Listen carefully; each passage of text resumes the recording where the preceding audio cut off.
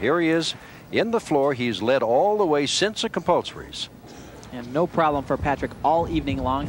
This is his biggest skill, a full twisting double back. Now what makes that so interesting is Patrick does that without grabbing his knees to aid in his rotation. Makes it much more difficult.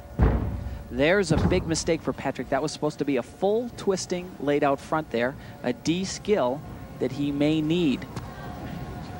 Not the type of thing that's going to knock him out of contention, however.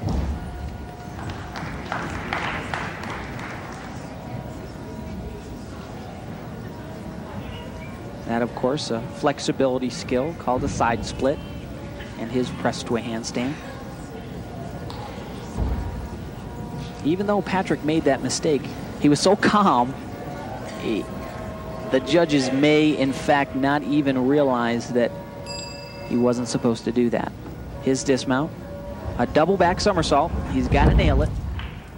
And a great landing. That is what Patrick Kirksey does so well. When he's got to do something, he nails the landing. He's the tall man from Georgia who goes to the University of Nebraska, where he's a senior in finance, and right now is aiming for the #1 ranking in America.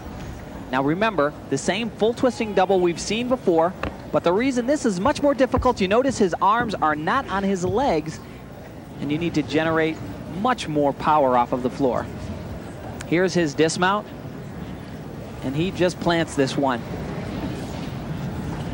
You can almost tell by the look on his face that he knows he's going to stick it cold. Well, after all said and done, Tim, I see the score for Patrick Kirksey. It shocks me, 8.85. He still leads, but by a narrow margin over Minicucci, but why the 8.85? Well, let's take a look. Midway through Patrick's routine, this is his second pass. There's a front semi step out.